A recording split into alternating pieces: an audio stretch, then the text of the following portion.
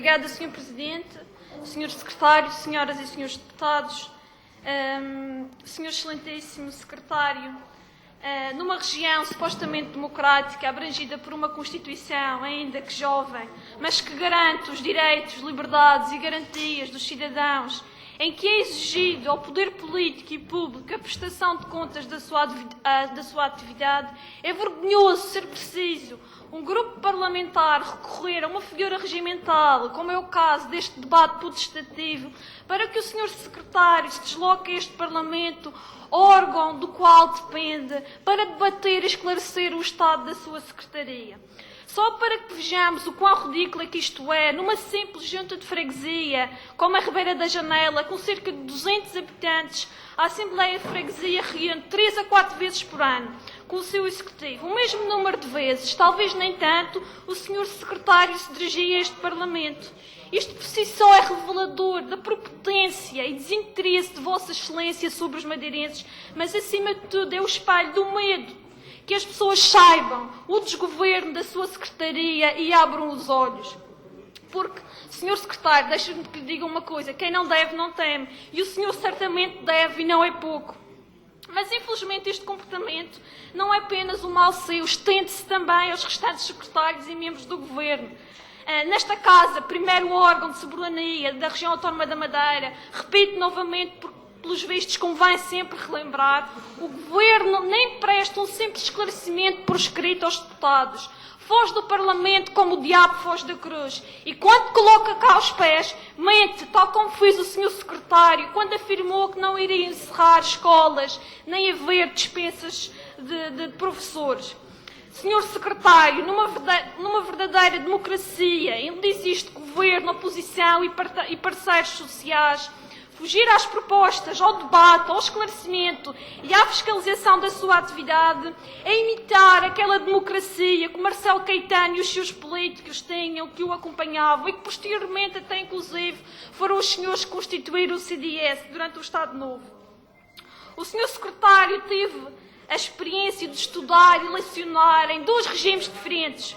Por isso mesmo, devia estar escaldado de um passado recente em que só estudavam os mais ricos. Um político da sua geração e com a sua experiência devia contribuir para que isto nunca mais acontecesse.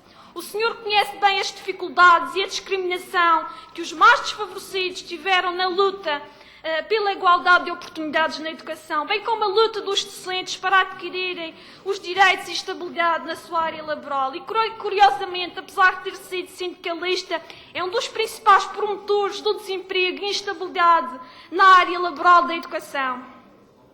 E é de bradar aos céus, quando no interior de uma escola pública, numa das freguesias mais pobres da região, na escola da Seara Velha, quando confrontado por um órgão de comunicação social sobre o atraso e a consequente falta de manuais escolares para os alunos abrangidos pela ação social escolar, o senhor exclamou: é o seguimento normal, adequado aos tempos em que vivemos.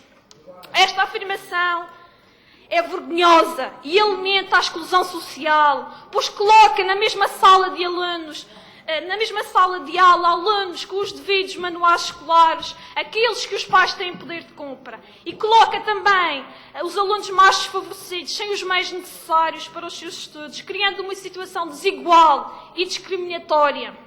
Perante este tipo de afirmações e atos que Sua Excelência tem vindo a implementar, leva-nos a crer que é um fiel seguidor dos métodos de Salazar.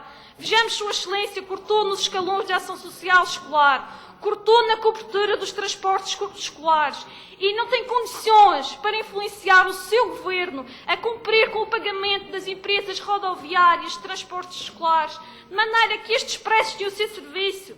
Por exemplo, a título de exemplo, ainda recentemente, a Escola Básica e Secundária Gonçalves Zarco não pôde disponibilizar aos seus alunos os passes, já que as burocracias do governo regional atrasaram a aquisição dos mesmos. Outro exemplo, o Sr. Secretário provavelmente não conhece as zonas altas da freguesia de Câmara de Lobos, pois se conhecesse, não permitiria que alunos tivessem que fazer o percurso a pé entre o Garachico e o Pedregal, ou mesmo entre as zonas altas do Estreito e a Escola do Estreito, ou entre o Complexo Habitacional do Tranqual e a Escola do Campanário. Provavelmente até estes percursos não ultrapassam os 2 km. em linha reta que a legislação prevê para a atribuição do passe escolar. Mas que para o Sr. Secretário, que percorre 2 km na Avenida do Mar, isto é apenas um ato de lazer. Mas para uma criança percorrer 2 km por entre levadas e veredas, nas zonas altas do Estreito ou da Ribeira Brava, é perigoso e irresponsável da sua parte. Sr. Secretário, quem faz tanta asneira junta, quem mostra incompetência e falta de compaixão perante aqueles que deveria ajudar, é o seguimento normal, adequar-se aos tempos em que vivemos, arrumar a sua secretária e abandonar o cargo. Muito obrigada pela atenção.